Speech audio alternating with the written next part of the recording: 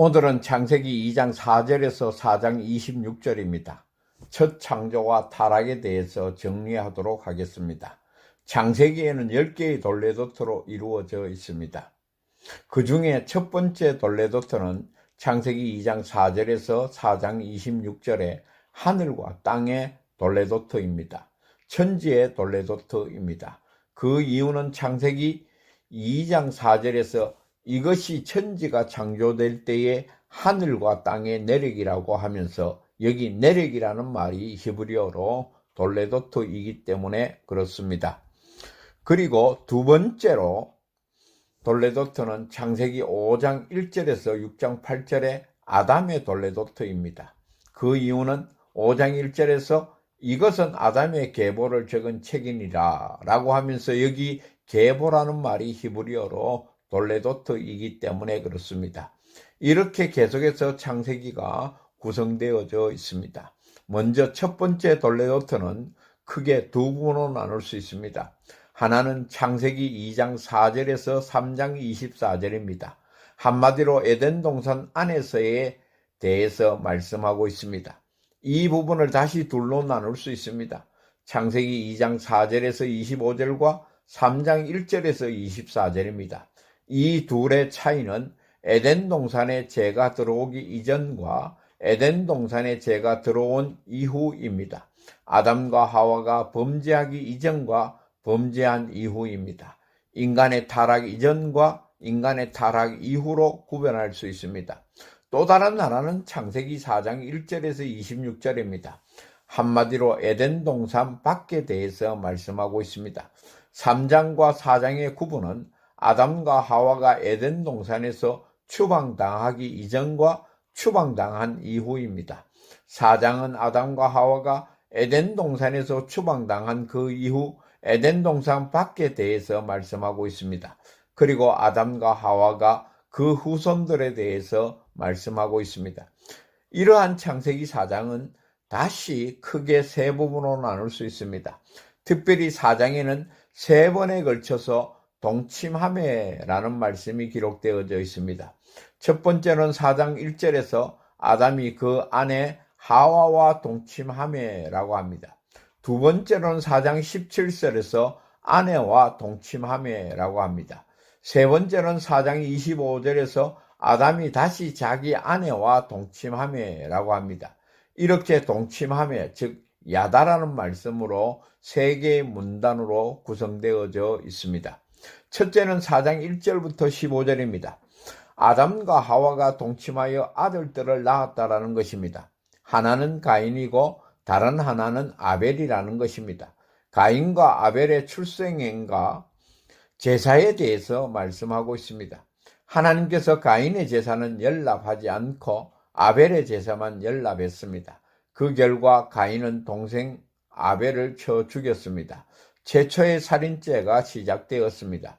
하지만 이러한 살인죄를 지은 가인에게 하나님은 표를 주셔서 모든 사람에게 죽음을 면하게 했습니다.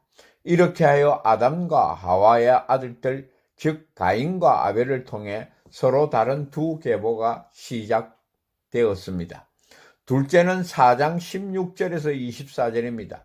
가인의 계보 혹은 족보, 자손들에 대해서 말씀하고 있습니다. 가인은 하나님을 떠나 에덴 동쪽 노 땅에 거주하였습니다. 하나님의 일반 은총으로 가인이 아내와 동침하여 에녹을 낳고 에녹성을 쌓았습니다. 자기중심 인본주의적 삶을 살았습니다. 그러한 가인의 후손은 에녹, 이랏, 무히아엘, 무드사엘, 라멕으로 이어지고 있습니다. 라멕에 와서는 두 아내를 맞이했습니다. 아다와 실라입니다. 아다를 통해서 야발과 유발을 낳았고 실라를 통해서 두발가인과 나아마를 낳았습니다. 라멕의 후손들은 목축업과 음악과 철기 등 문화와 문명을 발전시켰습니다. 이러한 문화와 문명의 발전은 결국 죄의 타락을 가져왔습니다. 나의 상처와 나의 상함으로 사람을 죽이고 그 살인의 죄를 자랑하는 극도의 잔인함과 부패를 가지고 왔습니다. 이렇게 가인의 계보를 통해 하나님을 떠난 자의 모습을 말씀하고 있습니다. 셋째는 4장 25절에서 26절입니다. 4장 25절에서 26절에 또 다른 하나의 계보를 말씀하고 있습니다. 가인의 계보와 정반대가 되는 또 다른 족보를 말씀하고 있습니다. 그것도 가인의 계보는 무려 4장 16절에서 24절까지 8절로 길게 말씀하고 있습니다. 그러나 4장 25절, 26절은 아주 간단하게 단 2절로 말씀하고 있습니다. 왜 가인의 계보는 길게 기록하고 아담의 또 다른 계보는 아주 간단하게 기록하고 있습니까? 그것은 가인의 계보는 여기서 끝입니다. 더 이상 기록할 필요가 없습니다.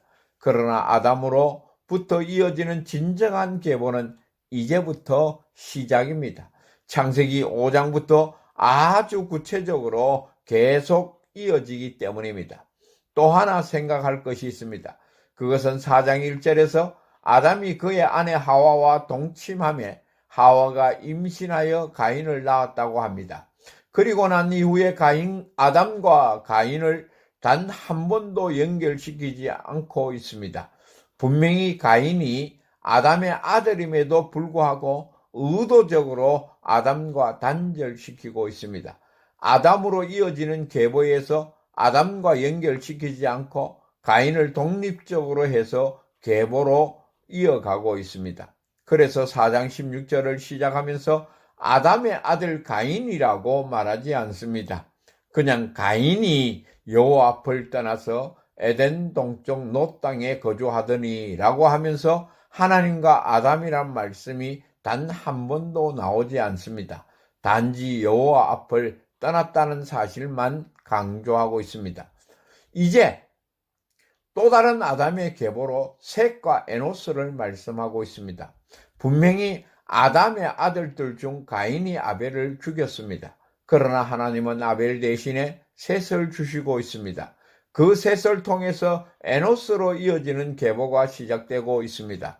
그래서 창세기 4장은 아담의 똑같은 아들 중에서 서로 다른 두 계보를 말씀하고 있습니다.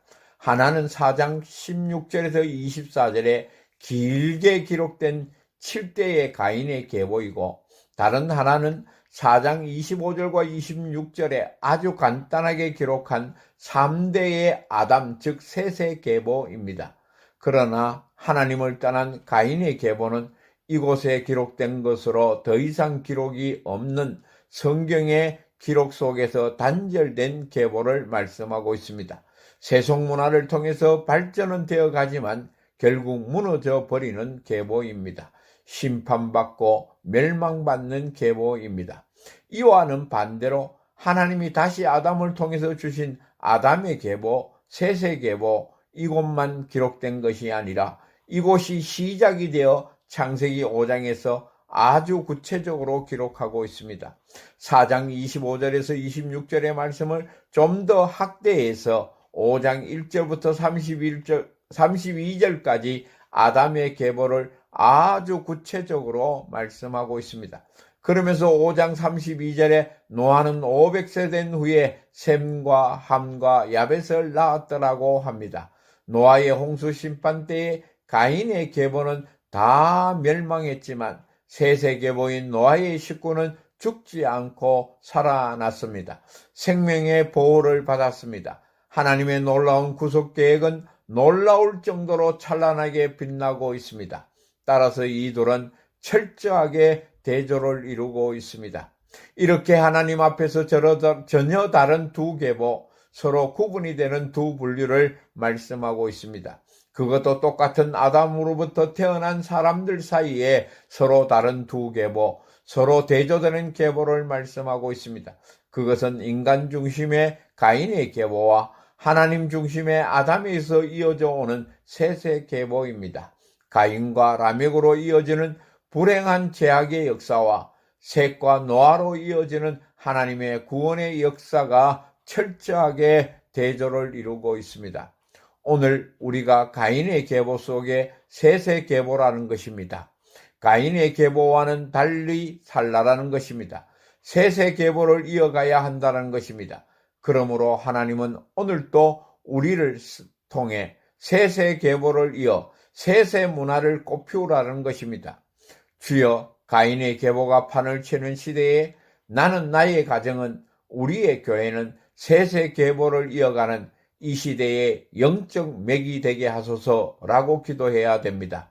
오늘은 첫 창조와 타락에 대해서 정리해 보았습니다. 감사합니다. 다음 시간에 또 뵙겠습니다.